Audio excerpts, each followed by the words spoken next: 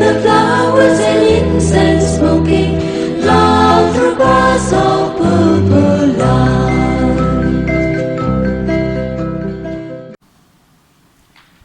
Dear brothers and sisters in the Dhamma, Namo Buddhaya. Today, Buddhists from around the world are celebrating Wesak, which is a very auspicious event for us to perform wholesome and meritorious deeds, to cultivate meditation, and to recollect three significant events associated with the life of the Buddha. The first is the recollection of Buddha's arising in this world. His coming to this world has a specific mission, that is, to bring happiness and welfare for many people, for the good and welfare of ghosts and human. Bahujana Hittaya, Bahujana Sukhaya, Lokanukampaya, Attaya, Hittaya, Sukhaya, Deva, Manusana.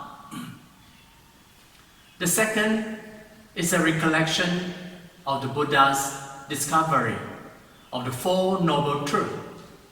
They are the truth of suffering, the origin of suffering, the cessation of suffering, and the path leading to the cessation of suffering, and guiding human beings to liberate from the cycle of birth and death. And the third is a recollection of the Buddha's final message to us. That is, all conditioned things are subject to change. They are impermanent. The Buddha advises us to work diligently to gain our liberation. Vaya Dhamma Sankhara Appamadena Sampadeta. The Buddha has discovered the ancient path, and following the same ancient path to achieve the liberation. We too, following the ancient path to reach the same goal, that is Nibbana. This is what Buddhists are all aspiring for. The Buddha was a man. He was not the messenger of the God. He was down to earth, realizing our human problems. While he was still a prince, he was so happy with the palace, luxurious life. It seems there is something missing in his life. When he saw an ascetic monk who was wandering, begging for food, and is very serene in his complexion, he was so impressed by the sight. He said, this is what he was long aspired for.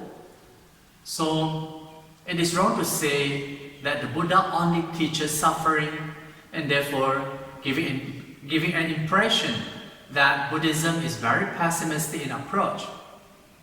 So the Buddha offered another path, that is a path to happiness through the practice of Noble Eightfold Path.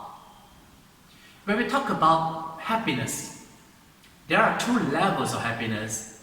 One is the mundane and another one is supramundane.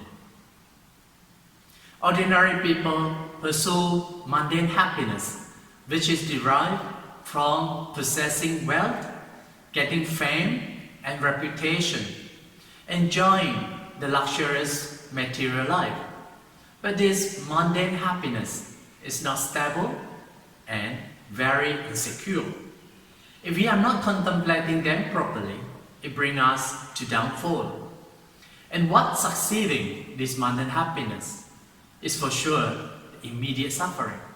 But it doesn't mean we have to run away from this mundane happiness. Buddhists are trained to be mindful and aware of its nature of impermanence and imperfection, so to detach from them. So what we need to look for is more of sustainable happiness. This sustainable happiness has the specific training, that is to look within your mind. In meditation, train the monkey mind to a state of calm mind.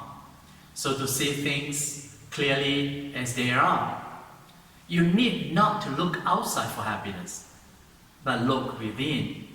So this is what Buddhism can offer to the modern world, especially those with hyper-stressed and overloaded with words.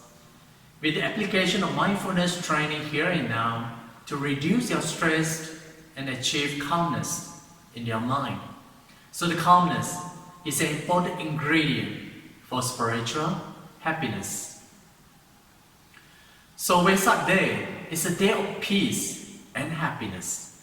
So let us recollect the greatness of Buddha's teaching of peace within, following the ancient path that the Buddha has trodden for our aspiration of highest happiness, which is liberation from ending of all suffering. Thank you. May the blessing of happiness and peace be with you and your family members. Sabbe sattha sukhita hontu.